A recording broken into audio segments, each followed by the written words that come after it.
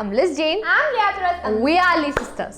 അപ്പോൾ ഇന്ന് എന്ത് വീഡിയോ ഇടുന്നത് ഞങ്ങളിങ്ങനെ ആലോചിച്ചുകൊണ്ടിരിക്കുമ്പോഴത്തേനും we thought why not something related to my profession. Basically I'm a dentist. So അതിന് വേണ്ടിയിട്ട് ഞങ്ങളുടെ ഇൻസ്റ്റാഗ്രാം പേജിലും പിന്നെ ഞങ്ങളുടെ ഫേസ്ബുക്ക് പേജിലും നിങ്ങൾക്ക് എന്തെങ്കിലും ഡെന്റൽ ഡൗട്ട്സ് ഉണ്ടെങ്കിൽ അതൊന്ന് ക്വസ്റ്റ്യൻ ആയിട്ട് എഴുതാൻ പറഞ്ഞിട്ടുണ്ടായിരുന്നു. So we got a list of questions. അതിൻ്റെ ഉള്ളിൽ നിന്ന് ഞങ്ങൾ അതും പ്ലസ് അതിൽ നിന്നൊരു കുറച്ച് ക്വസ്റ്റ്യൻസ് ഞങ്ങൾ എടുത്തിട്ടുണ്ട്. ആൻഡ് ഓൾസോ ഞങ്ങളുടെ ക്ലിനിക്കിൽ വരുന്ന അവർ ക്ലിനിക്കിൽ വന്നിട്ട് പേഷ്യൻസ് ചോദിക്കുന്ന കുറേ കോമൺ ആയിട്ടുള്ള കുറേ ഡൗട്ട്സ് ഉണ്ട്. അതും കൂടെ ചേർത്തിട്ട് we have prepared some 10 questions and ഞാൻ ഡൗട്ട്സ് വായിക്കും and she will be clearing your doubts. Yeah, I will be answering all those doubts. Okay. So let's see.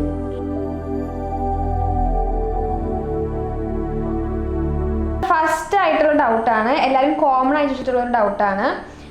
ദിവസത്തിൽ എത്ര പ്രാവശ്യം ബ്രഷ് ചെയ്യണം, പ്ലസ് എന്ത് ബ്രഷാണ് യൂസ് ചെയ്യേണ്ടത്, ലൈക്ക് സോഫ്റ്റ് ആണോ hard ആണോ? അപ്പോൾ അതാണ് ഫസ്റ്റത്തെ ഡൗട്ട്. അത് ഭയങ്കര കോമൺ ആയിട്ടുള്ളൊരു ഡൗട്ടാണ്. ഏത് ബ്രഷ് യൂസ് ചെയ്യണം, അത് എങ്ങനെയാണ് നമ്മൾ ബ്രഷ് ചെയ്യേണ്ടതെന്നുള്ളതൊക്കെ.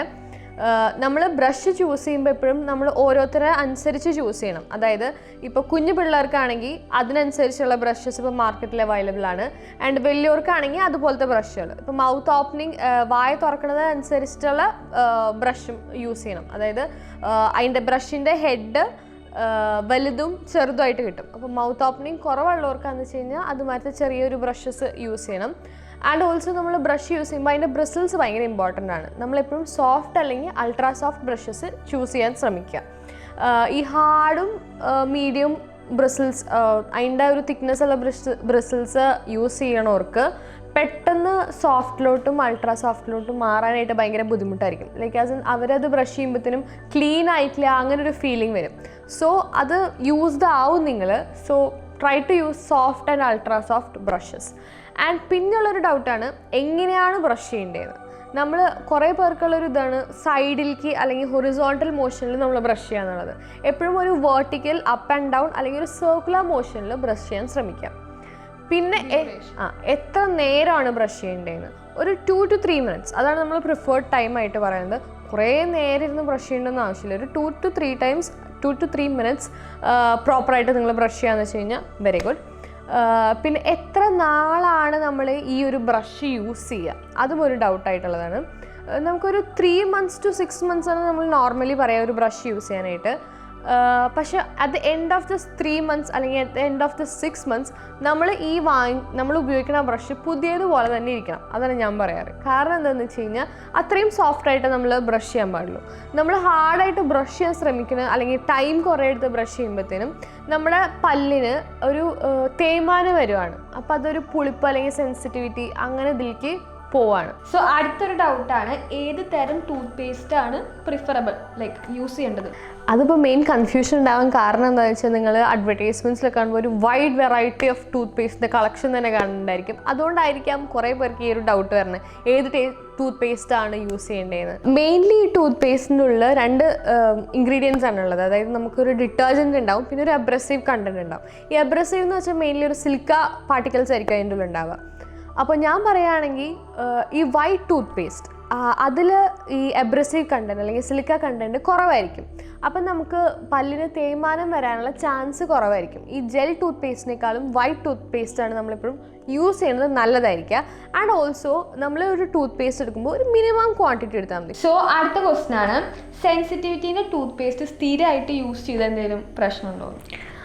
അതെന്ന് വെച്ച് കഴിഞ്ഞാൽ ഇപ്പോൾ കുറേ ആൾക്കാർ നമുക്കൊരു ചെറിയ വേദന വരും, ഒരു ചെറിയ പുളിപ്പ് വരുമ്പോഴത്തേനും ഈ അഡ്വർടൈസ്മെൻറ്റ്സിലൊക്കെ കണ്ടിട്ട് നമ്മളിപ്പോൾ കുറേ പരസ്യം കണ്ടിട്ടുണ്ടല്ലോ സെൻസിറ്റിവിറ്റിയുടെ ടൂത്ത് പേസ്റ്റ്, അത് വാങ്ങിച്ച് അങ്ങ് യൂസ് ചെയ്യാണ്, ഡെയിലി അങ്ങ് യൂസ് ചെയ്യാണ്. ഒരിക്കലും അങ്ങനെ ചെയ്യാൻ പാടില്ല. നമുക്കൊരു ഇതുവരെ സെൻസിറ്റിവിറ്റിയുടെ ടൂത്ത് പേസ്റ്റ് യൂസ് ചെയ്യണത് എപ്പോഴും നിങ്ങളുടെ ഡെൻറ്റിസ്റ്റിൻ്റെ പ്രിസ്ക്രിപ്ഷനോട് കൂടെ മാത്രം യൂസ് ചെയ്യുക.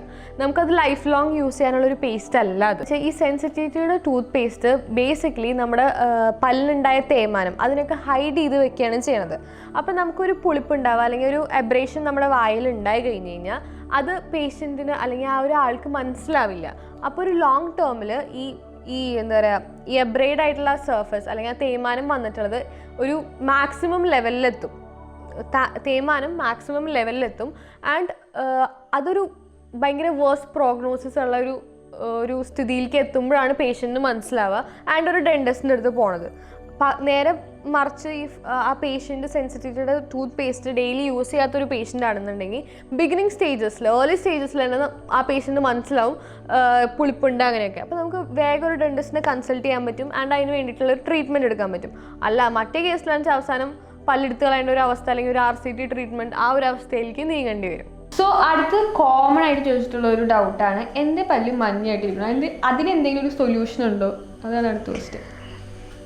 നമ്മൾ പറയുകയാണെങ്കിൽ എല്ലാവർക്കും സെയിം ഷെയ്ഡല്ല പല്ലിനുള്ളത്. നമ്മളിപ്പോൾ ഒരു ക്ലിനിക്കിൽ വെച്ച് നമ്മൾ പല്ല് പ്രോസസ്സസ് വെച്ച് കൊടുക്കുമ്പോഴായാലും നമുക്കൊരു 40-50 ഡിഫറെൻറ്റ് ഷെയ്ഡ്സ് ഓഫ് പല്ലിൽ നിന്ന് നമ്മൾ സെലക്ട് ചെയ്തിട്ട് ഓരോരുത്തർക്കും വേറെ വേറെ പല്ലിൻ്റെ ഷെയ്ഡാണത്. അപ്പോൾ എല്ലാവർക്കും വൈറ്റ് ഷെയ്ഡായിരിക്കില്ല പല്ലിന് ഉണ്ടാവുക, അത് ആദ്യം മനസ്സിലാക്കുക. ചിലരുണ്ട് ഈ പല്ലിന് കളർ കൂടാൻ വേണ്ടിയിട്ട് അല്ലെങ്കിൽ ഒരു ലൈറ്റർ ഷെയ്ഡ് കിട്ടാൻ വേണ്ടിയിട്ട് ഭയങ്കര ഹാർഡായിട്ട് ബ്രഷ് ചെയ്യണവരുണ്ട്. അങ്ങനെ ഒരിക്കലും ചെയ്യരുത്. അത് റിവേഴ്സ് എഫക്റ്റാണ് നമുക്ക് കിട്ടുന്നത്, ഒരു റിവേഴ്സ് റിസൾട്ടാണ് നമുക്ക് കിട്ടുന്നത്. നമ്മൾ ഭയങ്കര ഹാർഡായിട്ട് ബ്രഷ് ചെയ്യുമ്പോൾ നമ്മുടെ പല്ലിൻ്റെ മുകളിലത്തെ ഇനാമൽ എന്ന് പറഞ്ഞൊരു ലെയർ ഉണ്ട്. ആ ലെയറിനാണ് കുറച്ചുകൂടി ഒരു വൈറ്റർ കളർ ഉള്ളത്. അത് തേഞ്ഞു പോവാണ്. അടിയത്തെ ഡെൻറ്റിൻ എന്ന് പറയുന്നത് കുറച്ചുകൂടി ഒരു യെല്ലോയിഷ് ടിഞ്ചുള്ളൊരു ലെയർ ഉണ്ട്. ആ ലെയർ എക്സ്പോസ്ഡ് ആവാണ്. സോ ഓട്ടോമാറ്റിക്കലി നമ്മുടെ പല്ലിനൊരു യെല്ലോ ഷെയ്ഡ് അല്ലെങ്കിൽ ഒരു ഡാർക്കർ ഷെയ്ഡാണ് നമുക്ക് കിട്ടിക്കൊണ്ടിരിക്കുന്നത്. സോ ഒരിക്കലും ഭയങ്കര ഹാർഡായിട്ട് ബ്രഷ് ചെയ്ത് നിങ്ങൾക്ക് പല്ലിന് കളർ കൂട്ടാമെന്ന് വിചാരിക്കരുത്. അതൊരു ഫോൾസ് തോട്ടാണ്. ആൻഡ് ഓൾസോ നമുക്ക് പല്ലിന് ഒരു ലൈറ്റർ ഷെയ്ഡ് ആക്കാൻ പറ്റും. അതിന് വേണ്ടി നമ്മൾ ചെയ്യുന്നതാണ് ഒരു ചെയർ സൈഡ് ബ്ലീച്ചിങ് അല്ലെങ്കിൽ ഒരു മോഡേൺ ഇതിൽ പറയാമെന്ന് വെച്ച് കഴിഞ്ഞാൽ ഒരു ലേസർ ബ്ലീച്ചിങ്. ഇത് രണ്ടും ചെയ്ത് നമുക്ക് പല്ലിൻ്റെ കളർ ഒരു ലൈറ്റർ ഷെയ്ഡിലോട്ട് കൊണ്ടുവരാൻ പറ്റും. ഇതൊരു നല്ല ഓപ്ഷൻസ് ആണ്. സോ നെക്സ്റ്റ് ചോദിച്ചാൽ ഒരു കോമൺ ക്വസ്റ്റ്യൻ ആണ്, എന്തുകൊണ്ടാണ് വായയിൽ നിന്ന് ബാഡ് സ്മെൽ അല്ലെങ്കിൽ ബാഡ് ബ്രെത്ത് വരുന്ന കാരണം? നമ്മൾ വായയിൽ നിന്ന് ഈ ബാഡ് സ്മെൽ അല്ലെങ്കിൽ ബാഡ് ബ്രെത്തിന് പറയണ ഒരു പേരാണ് ഹാലിറ്റോസിസ് എന്നാണ് നമ്മൾ അതിനെ പറയണത്. ഇത് കുറേ പേർക്ക് ഭയങ്കര ഒരു പ്രശ്നമായിട്ടുള്ളൊരു കാര്യമാണ് ഈ ബാഡ് ബ്രെത്ത് എന്ന് പറയുന്നത്. കുറേ കാരണങ്ങളുണ്ട് ഈ ബാഡ് ബ്രെത്ത് അല്ലെങ്കിൽ ഹാലിറ്റോസിസ് ഉണ്ടാവാനായിട്ട്. ഒരു കാര്യം എന്താണെന്ന് വെച്ചാൽ നമ്മുടെ വായ സംബന്ധമായിട്ടുള്ള കാര്യങ്ങളായിരിക്കും, അല്ലാന്നുണ്ടെങ്കിൽ സിസ്റ്റമിക് ഫാക്ടേഴ്സ് ആയിരിക്കും. വായ സംബന്ധമായിട്ടുള്ള കാര്യം എന്ന് വെച്ച് കഴിഞ്ഞാൽ നമുക്ക് മോണയുടെ അസുഖങ്ങൾ, അല്ലെങ്കിൽ നമ്മൾ ഫുഡ് കഴിച്ചിട്ട് ക്ലീൻ ആക്കാണ്ടിരിക്കുക, അല്ലാന്നുണ്ടെങ്കിൽ കേരീസ് അല്ലെങ്കിൽ നമ്മുടെ പല്ലിന് കേടുണ്ടായിട്ട് ഡീപ്പായിട്ടുള്ള കേടുണ്ടെങ്കിൽ അതിൽ ഫുഡ് വന്ന് അക്യുമുലേറ്റ് ചെയ്ത് അങ്ങനെയൊക്കെ സ്മെല്ലുണ്ടാവാൻ ചാൻസ് ഉണ്ട്. അല്ലാന്നുണ്ടെങ്കിൽ നമുക്ക് ഒരിക്കലും ഒരു 100% അത് വായയുടെ മാത്രമാണെന്ന് പറയാൻ പറ്റില്ല. വായ സംബന്ധമായ കാര്യങ്ങൾ കൊണ്ട് മാത്രമാണ് ഈ ഹാലിറ്റോസിസ് അല്ലെങ്കിൽ ബാഡ് ബ്രീത്ത് ഉണ്ടാവണേന്ന് പറയാൻ പറ്റില്ല. സിസ്റ്റമിക് ഫാക്ടേഴ്സ് ഉണ്ട്. സിസ്റ്റമിക് ഫാക്ടേഴ്സ് എന്ന് പറയുമ്പോഴത്തേനും നമുക്ക് ചിലർക്ക് ഈ ലങ്സ് സംബന്ധമായിട്ടുള്ള പ്രശ്നങ്ങളുള്ളവർക്ക്, അല്ലെങ്കിൽ ഗ്യാസ്ട്രൈറ്റിസ് വൈറസ് സംബന്ധമായിട്ടുള്ള പ്രശ്നങ്ങളുള്ളവർക്ക്, അല്ലാന്നുണ്ടെങ്കിൽ സൈനസൈറ്റിസ് ഉള്ളവർക്കും ഈ ബാഡ് ബ്രീത്ത് വരാനായിട്ട് ഒരു ചാൻസസ് കൂടുതലാണ് അവർക്ക്. അപ്പോൾ എപ്പോഴും നമുക്ക് എന്ത് കാരണം കൊണ്ടാണ് ഈ ഹാലിറ്റോസിസ് വരണേന്ന് അറിഞ്ഞ് അതിനെ ട്രീറ്റ് ചെയ്യണം. നമ്മൾ ആ കോസിനെ ട്രീറ്റ് ചെയ്യലാണ് നമുക്ക് ഈ ഹാലിറ്റോസിസിന് ഇല്ലാണ്ടാക്കുന്ന ഒരു വഴി എന്ന് പറയുന്നത്. പിന്നെ ഒരു കാര്യം എന്താണെന്ന് വെച്ച് കഴിഞ്ഞാൽ ഈ ഹാലിറ്റോസിസ് അല്ലെങ്കിൽ ബാഡ് ബ്രെത്ത് എന്ന് പറഞ്ഞിട്ട് നമ്മൾ പാരൻസിനോടാണ് കേട്ടോ ഞാനീ പറയുന്നത്. ഈ ബാഡ് ബ്രെത്ത് എന്ന് പറഞ്ഞിട്ട് നിങ്ങളൊരിക്കലും ഭയങ്കരമായിട്ട് എൻഫോഴ്സ്മെൻറ്റ് കൊടുക്കരുത് കുട്ടികൾക്ക്. കാരണം എന്താണെന്ന് വെച്ച് കഴിഞ്ഞാൽ അത് അവർക്കൊരു ഭയങ്കര ഇൻഫീരിയോറിറ്റി കോംപ്ലക്സ് അല്ലെങ്കിൽ അത് ഭയങ്കര സെൽഫ് കോൺഷ്യസ് ആക്കും. അതിന് ഇതാക്കിയിട്ട് പാരൻസ് അതെന്താ കാരണം എന്ന് അറിഞ്ഞ് അതൊന്ന് ട്രീറ്റ് ചെയ്യാൻ ശ്രമിക്കുക, അല്ലെങ്കിൽ അതെങ്ങനെയാണ് ഇല്ലാണ്ടാക്കാൻ പറ്റുകയെന്നൊന്ന് നോക്കുക. അല്ലാണ്ട് അവരോട് ഇങ്ങനെ പറഞ്ഞ് അവർക്കതൊരു കോംപ്ലക്സ് എടുപ്പിക്കുന്ന ഒരു വിഷയമാക്കരുത്. സോ അടുത്ത ക്വസ്റ്റ്യൻ, കുട്ടികൾക്ക് എപ്പം മുതലാണ് ബ്രഷിങ് ഹാബിറ്റ്സ് അല്ലെങ്കിൽ ഓറലിലുള്ള കാര്യങ്ങൾ നോക്കേണ്ടത്? എങ്ങനെയാണ് അത് ഹൈജീനിക്കായി വെക്കേണ്ടത്? എപ്പോൾ മുതൽ നോക്കണം എന്ന് പറഞ്ഞു കഴിഞ്ഞാൽ ഒരു കുട്ടി ഉണ്ടായി കഴിഞ്ഞ് ആ കുട്ടിക്ക് പല്ല് വന്ന് തുടങ്ങുമ്പോൾ തൊട്ടേ യു ഹാവ് ടു ഗിവ് എന്താ പറയുക പല്ലിനുള്ള കെയറും ട്രീറ്റ്മെൻറ്റും ഒക്കെ കൊടുത്തു തുടങ്ങണം. അതിന് ഇന്ന പ്രായമൊന്നുമില്ല. നമ്മൾ എപ്പോൾ മുതൽ ബ്രഷ് ചെയ്ത് തുടങ്ങണം എന്ന് ചോദിച്ചു കഴിഞ്ഞാൽ ഒരു വയസ്സോ 1.5 വയസ്സ് തൊട്ടാണ് നമ്മൾ സാധാരണ ബ്രഷ് ചെയ്ത് തുടങ്ങുക. നമ്മൾ ആക്ച്വൽ ബ്രഷ് വെച്ച് യൂസ് ചെയ്യുക. അതല്ലാണ്ട് അതിന് മുന്നേ കുട്ടികൾക്ക് ജസ്റ്റ് പല്ലിനെ റെപ്റ്റ് ചെയ്ത് വരുന്ന സമയമാകുമ്പോഴത്തേനും പാരൻസിന് തന്നെ ഈ കോട്ടൺ പാഡ്സ് കയ്യിൽ ചുറ്റിയിട്ട് അല്ലെങ്കിൽ ഈ ഫിംഗർ ബ്രഷസ് ഒക്കെ കിട്ടും. അതൊക്കെ വെച്ചിട്ട് നമുക്കൊന്ന് ഗമ്മ് മസാജ് ചെയ്ത് കൊടുക്കാം. പ്ലസ് നമ്മുടെ പല്ലുകളും വന്നിട്ടുള്ള ചെറിയ ചെറിയ പല്ലുകളും നമുക്കൊന്ന് ക്ലീൻ ആക്കി വെക്കാം. ആൻഡ് ഓൾസോ നമ്മൾ രാത്രിത്തെ വൈകുന്നേരം കുട്ടികൾക്ക് ഫീഡ് ചെയ്യുകയാണെന്നുണ്ടെങ്കിൽ അതെപ്പോഴും അത് കഴിഞ്ഞിട്ടും ഫീഡിങ് കഴിഞ്ഞിട്ട് നമ്മളെപ്പോഴും പല്ല് ക്ലീൻ ചെയ്യും. ഇതുപോലെ തന്നെ കോട്ടൺ പാഡ്സ് എങ്ങനെ വെച്ചിട്ട് നമ്മളെപ്പോഴും പല്ലൊക്കെ വൈപ്പ് ചെയ്തിട്ട് വേണം കുട്ടീനെ ഉറക്കാനായിട്ട്. ആൻഡ് ഓൾസോ ഒരു പരിധി വരെ രാത്രിയിലത്തെ ഫീഡിങ് നമ്മളെപ്പോഴും അവോയ്ഡ് ചെയ്യാനായിട്ട് ശ്രമിക്കണം. കാരണം എന്താണെന്ന് വെച്ച് കഴിഞ്ഞാൽ രാത്രി ഫീഡ് ചെയ്തിട്ട് കിടന്ന് ഉറങ്ങുമ്പോഴത്തേനും ഈ പാലിൻ്റെ അംശം അല്ലെങ്കിൽ അതിൻ്റെ ഉള്ളിലുള്ള ഷുഗർ കണ്ടൻറ്റ് വായിൽ തന്നെ ഇരുന്നിട്ട് പല്ലും ഇരുന്നിട്ട് പല്ല് കേടാവാനും കേരീസ് വരാനും ചാൻസ് ഉണ്ട്. അതിന് പറയുന്നതാണ് അങ്ങനെ വരുന്ന കേരീസ് എന്ന് പറയുന്നതാണ് നമ്മൾ റാംപൻ കേരീസ് അല്ലെങ്കിൽ നഴ്സിംഗ് ബോട്ടിൽ കേരീസ് എന്ന് പറയുന്നത്. ഇപ്പോൾ രാത്രിയിലത്തെ ഫീഡിങ് നിർബന്ധമായിട്ടുള്ള കുട്ടികൾക്കാണെന്നുണ്ടെങ്കിൽ നമുക്ക് തിളപ്പിച്ചാറ്റിയ വെള്ളം കൊടുക്കാം പാലിന് പകരമായിട്ട്. അതല്ലാതെ പാലിന് നിർബന്ധമാണെന്നുണ്ടെങ്കിൽ പാല് കൊടുക്കുക, അതിന് ശേഷം നമ്മൾ വെള്ളം കൊടുക്കുക. അങ്ങനെ അത് കഴിഞ്ഞിട്ടൊന്ന് വൈപ്പ് ചെയ്യുക, പല്ലൊക്കെ ഒന്ന് വൈപ്പ് ചെയ്ത് ക്ലീൻ ആക്കുക. ഫീഡിങ് മാത്രമല്ല, ഈ പാസിഫയേഴ്സ് കുട്ടികൾ കരയാണ്ടിരിക്കാൻ വേണ്ടി പാസിഫയേഴ്സ് രാത്രി വെച്ച് കിടത്ത് തുറക്കുക, അതൊന്നും ചെയ്യാണ്ടിരിക്കുക. അതും നമ്മളുടെ കുട്ടികൾക്ക് വായിൽ കേടുണ്ടാക്കാനായിട്ട് ചാൻസസ് കൂടുതലായിരിക്കും അത് വെച്ച് കിടന്നുറങ്ങുന്ന കുട്ടികൾക്ക് ആ ഒരു ഫീഡിങ്ങിൻ്റെ ഒരു പ്രായം കഴിഞ്ഞ് കഴിഞ്ഞാൽ പിന്നെ ഒരിക്കലും നമ്മൾ ബോട്ടിലിൽ അവരെ ഫീഡ് ചെയ്യാൻ പാടില്ല. എപ്പോഴും നമ്മളൊരു സ്പൂണോ ഗ്ലാസ്സിലോ എങ്ങനെയും പാലോ എന്താണെന്ന് വെച്ചാൽ കൊടുക്കുക. കാരണം എന്താണെന്ന് വെച്ച് കഴിഞ്ഞാൽ കുട്ടികൾക്കും നമ്മൾ വലിയവർക്കും തമ്മിൽ അവരെ ഇറക്കണത് അല്ലെങ്കിൽ അവരുടെ സ്വാലോ ഹാബിറ്റ് ഭയങ്കര വ്യത്യാസമുണ്ട്. കുട്ടികളെ ഇറക്കണ രീതിയിലല്ല വലിയൊരു ഭക്ഷണം ഇറക്കണത്. കുട്ടികളെ ഇറക്കണേന്ന് പറയുന്നതാണ് ഇൻഫൻറ്റൈൽ സ്വാലോ ആൻഡ് വലിയൊരു ഇറക്കണേന്ന് പറയുന്നതാണ് നമ്മൾ അഡൽട്ട് സ്വാലോ എന്ന്. ഇത് തമ്മിലൊരു ട്രാൻസിഷൻ കറക്റ്റായിട്ട് ഉണ്ടാവണം. അല്ലാന്നുണ്ടെങ്കിൽ കുട്ടികൾക്ക് ആ ഒരു നാവിൻ്റെ പൊസിഷൻ അല്ലെങ്കിൽ ആ ഒരു വളർച്ച ആൻഡ് ഓൾസോ നമ്മുടെ ഈ ചീക്കിൻ്റെ ഇവിടുത്തെയുള്ള മസിൽസ് അതിൻ്റെ വളർച്ച അതിനെ ബേസ് ചെയ്തിട്ടാണ് നമ്മുടെ എല്ലിൻ്റെ വളർച്ച അതൊക്കെ വരുന്നത്. അപ്പോൾ അതിനെ ബേസ് ചെയ്തിട്ടാണ് നമ്മുടെ പല്ലിൻ്റെ പൊസിഷൻസ്, ഇതൊക്കെ ആ ഒരു ഇതിനെ അടിസ്ഥാനമാക്കിയിട്ടാണ്. സോ ഒരിക്കലും ആ ഒരു ട്രാൻസ്ഫോർമേഷൻ നമ്മൾ ബ്ലോക്ക് ചെയ്യരുത്. സോ നമ്മുടെ നെക്സ്റ്റ് ഡൗട്ടാണ്, ഡെന്റിസ്റ്റിനെ വിസിറ്റ് ചെയ്യണോ അല്ലെങ്കിൽ ഡെന്റിസ്റ്റിനെ എത്ര നാൾ കൂടുമ്പോഴാണ്, എത്ര പീരീഡ് ഓഫ് ടൈം കൂടുമ്പോഴാണ് വിസിറ്റ് ചെയ്യേണ്ടത്? നമുക്ക് എല്ലാവർക്കും കുറച്ച് ബുദ്ധിമുട്ടുള്ള അല്ലെങ്കിൽ ഒരു മടിച്ചു നിൽക്കുന്ന ഒരു കാര്യമാണ് നമ്മൾ ഡെന്റിസ്റ്റിനെ പോയി വിസിറ്റ് ചെയ്യുക എന്ന് പറയുന്നത്. ബേസിക്കലി നമുക്ക് ഡെന്റിസ്റ്റിനെ കാണുമ്പോഴത്തേനും ആ ചെയറും എന്താ പറയുക ഇഞ്ചക്ഷൻ സൂചിയും അതൊക്കെ ആയിരിക്കും നമുക്ക് ആലോചന വരിക. അപ്പോഴത്തേനും നമുക്ക് പോകാനായിട്ടുള്ളൊരു ഡ്രില്ലോ അതൊക്കെ ഓർമ്മ വരും. അപ്പോൾ നമുക്ക് അങ്ങോട്ട് പോകാനായിട്ടുള്ളൊരു എന്താ പറയുക താല്പര്യം കുറയാൻ ചാൻസ് ഉണ്ട്. നമ്മൾ പറയണത് എങ്ങനെയാണെന്ന് വെച്ചാൽ ഒരു 6 months to 1 year നമ്മളെപ്പോഴും ചെക്കപ്പ് നടത്തണമെന്നാണ് പറയുന്നത്. And if the doctor ask you to come frequently because നിങ്ങൾ കേടുണ്ടാവാനുള്ള ചാൻസ് കേരിയസ് പ്രോൺ ആയിട്ടുള്ള ആൾക്കാരാണെന്നുണ്ടെങ്കിൽ അതിൻ്റെ ടൈം ഗ്യാപ്പ് കുറയും. അത് നിങ്ങളുടെ ഡോക്ടർ വൺസ് വിസിറ്റ് ചെയ്താൽ പറയും ലൈക്ക് എത്ര നാൾ കൂടുമ്പോൾ വരണമെന്ന്. അതൊക്കെ നമ്മൾ കറക്റ്റായിട്ട് പോവുക. പിന്നെ ക്ലീനിങ് എത്ര നാൾ കൂടുമ്പോഴാണ് ക്ലീൻ ചെയ്യേണ്ടതെന്ന് നമ്മൾ പറയണത് ഒരു 6 months ഗ്യാപ്പ് എങ്കിലും വേണം. മിനിമം 6 months ഗ്യാപ്പ് എങ്കിലും വേണം ക്ലീനിങ് ചെയ്യാം. എപ്പോഴും ചെന്ന് ക്ലീൻ ചെയ്യേണ്ട ആവശ്യമില്ല. അടുത്ത ക്വസ്റ്റ്യൻ, എന്താണ് RCT, എന്താണ് റൂട്ട് കനാൽ ട്രീറ്റ്മെൻറ്റ്, എന്താണ് ഈ സംഭവം? അത് കുറേ പേരൊരു ഡൗട്ടാട്ടോ. എന്നുവെച്ചാൽ നമുക്ക് ലാസ്റ്റ് ആകുമ്പോഴത്തേനും നമ്മുടെ ഒന്നെങ്കിൽ 2 ഓപ്ഷൻസ് ആയിരിക്കും ഉണ്ടാവുക. ഒന്നെങ്കിൽ RCT ചെയ്യുക, ഡോക്ടർ ചെല്ലുമ്പോഴത്തേനും നമ്മൾ പറയണ 2 ഓപ്ഷൻസ് ആയിരിക്കും അറ്റ് ലാസ്റ്റ്. ഒന്നെങ്കിൽ RCT ചെയ്യുക, റൂട്ട് കനാൽ ചെയ്യുക, അല്ലാന്നുണ്ടെങ്കിൽ പല്ലെടുത്ത് കളയുക. ഇതപ്പോൾ നമ്മൾ നോക്കുമ്പോഴത്തേനും എന്താണ് ഈ സംഭവം? റൂട്ട് കനാൽ ട്രീറ്റ്മെൻറ്റ് അല്ലെങ്കിൽ RCT എന്ന് പറയുന്നത് നമുക്ക് നമ്മുടെ പല്ലിന് ജീവനുള്ളൊരു ഭാഗമുണ്ട്, പൾപ്പ് എന്നാണ് പറയണത്. ഈ ഭാഗത്തോട്ട് നമ്മുടെ പല്ലിൻ്റെ കേട് ഇറങ്ങി എന്ന് വെച്ചാൽ മുകളിലത്തെ ഇനാമലും ഡെൻറ്റിനും കടന്ന് പൾപ്പിലോട്ട് എത്തുമ്പോൾ നമ്മുടെ പല്ലിൻ്റെ ജീവനുള്ള ഭാഗത്തോട്ട് എത്തുമ്പോൾ നമുക്ക് പിന്നെ ഒന്നും ചെയ്യാൻ പറ്റില്ല. വെറുതെ അടച്ചു കഴിഞ്ഞാൽ നമുക്ക് വേദനയിലോട്ടൊക്കെ പോകും. അപ്പോൾ അതിന് വേണ്ടി നമ്മൾ ചെയ്യുന്നതാണ് ഈ ജീവനുള്ള ഭാഗത്തിന് എടുത്ത് കളഞ്ഞ് അവിടെ ഒരു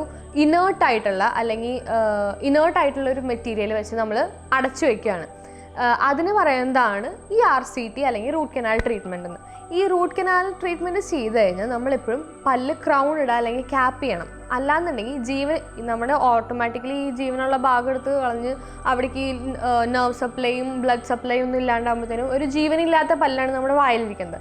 അത് ഭയങ്കര ബ്രിട്ടിലായിരിക്കും, പൊട്ടിപ്പോകാൻ ചാൻസസ് ഭയങ്കര കൂടുതലായിരിക്കും, ഫ്രാക്ചർ ആവാൻ ചാൻസ് കൂടുതലായിരിക്കും. സോ എപ്പോഴും നമ്മൾ വൺസ് ഒരു റൂട്ട് കനാൽ ചെയ്ത് കഴിഞ്ഞ് കഴിഞ്ഞാൽ ക്രൗൺ ഇടാനായിട്ട് മറക്കരുത്, അല്ലെങ്കിൽ ഒരു ക്യാപ്പ് ഇടാനായിട്ട് കവറിങ് കൊടുക്കാനായിട്ട് മറക്കരുത്. നമ്മളെ അവസാനത്തെ ഡൗട്ടാണ്, പിന്നിലത്തെ പല്ല് പോയാൽ എന്തെങ്കിലും കുഴപ്പമുണ്ടോ, അത് റീപ്ലേസ് ചെയ്യണോ, അതല്ലെങ്കിൽ റീപ്ലേസ് ചെയ്തില്ലെങ്കിൽ എന്തെങ്കിലും കുഴപ്പമുണ്ടോ? എന്ന് വെച്ചാൽ നമ്മുടെ മുന്നിലത്തെ പല്ലാകുമ്പോഴാണല്ലോ എസ്തെറ്റിക് പ്രോബ്ലംസ് വരുന്നത്, കാണുമ്പോൾ ഉള്ള വൃത്തികളൊക്കെ. പിന്നിലത്തെ ആകുമ്പോഴത്തേനും ആരും കാണില്ല. അതുകൊണ്ട് അത് റീപ്ലേസ് ചെയ്യേണ്ട ആവശ്യമുണ്ടോയെന്ന് ആക്ച്വലി റീപ്ലേസ് ചെയ്യേണ്ട ആവശ്യമുണ്ട്.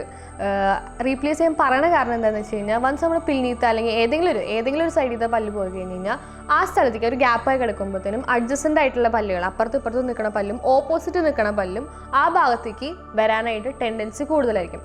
വൺസ് അപ്പോൾ ബാക്കി എല്ലാ പല്ലും അവിടേക്ക് ചെരിഞ്ഞ് വരുമ്പോൾ സൂപ്രാ എറപ്ഷൻ, അതായത് ആ സോക്കറ്റിൽ നിന്ന് പല്ലിരിക്കുന്ന ഭാഗത്തു നിന്ന് അത് പൊന്തി വരും അല്ലെങ്കിൽ താഴ്ന്നു വരും. മുകളിലത്തെ ആണെങ്കിൽ താഴ്ന്നു വരും, അടിയത്തെ ആണെങ്കിൽ പൊന്തി വരും. അങ്ങനെ ഉണ്ടാവുമ്പോൾ ഓട്ടോമാറ്റിക്കലി അറ്റ് ലാസ്റ്റ് പല്ല് ഇളകാൻ തുടങ്ങും, അവസാനം ഊരിപ്പോരും. അപ്പോൾ അതിനേക്കാളൊക്കെ നല്ലത് അവിടെ ഒരു പല്ല് വെച്ച് റീപ്ലേസ് ചെയ്യുന്നതാണ്.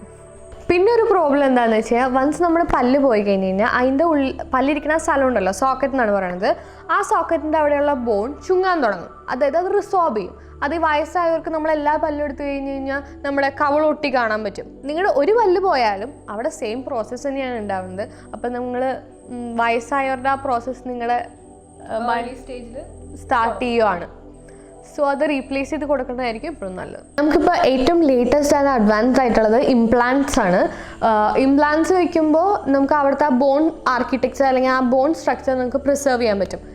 ഇതൊക്കെ ചെയ്യണേക്കാൾ ഏറ്റവും നല്ലത് ബേസിക്കലി നിങ്ങളുടെ പല്ലൊന്ന് സൂക്ഷിക്കുക എന്നുള്ളതാണ്. അപ്പോൾ നമുക്ക് ഇതൊന്നും മിസ്സിംഗ് ടൂത്തിൻ്റെ ആവശ്യമൊന്നുമില്ല. Okay, that comes to the end of the question sessions. And ഇതെല്ലാം പുറമേ ഞാൻ ഒരു കാര്യം പറയുകയാണെന്നുണ്ടെങ്കിൽ, ഒരു ടിപ്പ് പറയുകയാണെന്നുണ്ടെങ്കിൽ, നിങ്ങൾ എന്തെങ്കിലും ഒരു ചെറിയ പ്രോബ്ലം വരുമ്പോൾ, നമ്മുടെ പല്ലിനൊരു ചെറിയ കളർ മാറ്റം വരുമ്പോൾ ആണെങ്കിലും ഡു വിസിറ്റ് യുവർ ഡെന്റിസ്റ്റ്. അപ്പോൾ ആ സമയത്ത് ട്രീറ്റ് ചെയ്യുകയാണെന്നുണ്ടെങ്കിൽ നമുക്ക് കുറച്ചുകൂടെ എക്കണോമിക്കലായിരിക്കും. പിന്നെ കുറച്ച് ഇൻവേസീവ് പ്രൊസീജിയേഴ്സ് അല്ലെങ്കിൽ നമ്മൾ ഭയങ്കരമായിട്ടുള്ള കോംപ്ലിക്കേറ്റഡ് പ്രൊസീജിയേഴ്സിലേക്ക് പോകേണ്ടി വരില്ല. സോ നിങ്ങൾ ഫസ്റ്റ് തന്നെ ബിഗിനിങ് സ്റ്റേജസിൽ എല്ലാം വെച്ച് താമസിപ്പിക്കാണ്ട് ആദ്യം തന്നെ കൊണ്ടുപോയിട്ട് അത് ട്രീറ്റ് ചെയ്യുക. അപ്പോൾ നമുക്ക് ബുദ്ധിമുട്ടുകൾ കുറവായിരിക്കും. So that comes to the end of this video. So നിങ്ങൾക്ക് ഈ വീഡിയോ ഹെൽപ്ഫുൾ ആയി എന്ന് തോന്നാന്ന് വെച്ചാൽ ഡു ലൈക്ക്, പിന്നെ അത് കഴിഞ്ഞിട്ട് ഒന്ന് ഷെയർ ചെയ്യുക ആൻഡ് സബ്സ്ക്രൈബ് ചെയ്യുക. അടിയിലൊരു സബ്സ്ക്രൈബ് ബട്ടൺ ഉണ്ടാവും. സോ സബ്സ്ക്രൈബ് ചെയ്യുക. ആൻഡ് നിങ്ങൾ ബെൽ ബട്ടൺ ഞെക്കാന്ന് വെച്ചാൽ യു വിൽ ഗെറ്റ് നോട്ടിഫൈഡ്. ഞങ്ങൾ പുതിയ വീഡിയോസ് ഇടുമ്പോൾ തന്നെ നിങ്ങൾക്ക് നോട്ടിഫിക്കേഷൻസ് വരും. So bye bye. അടുത്ത വീഡിയോയിൽ കാണാം.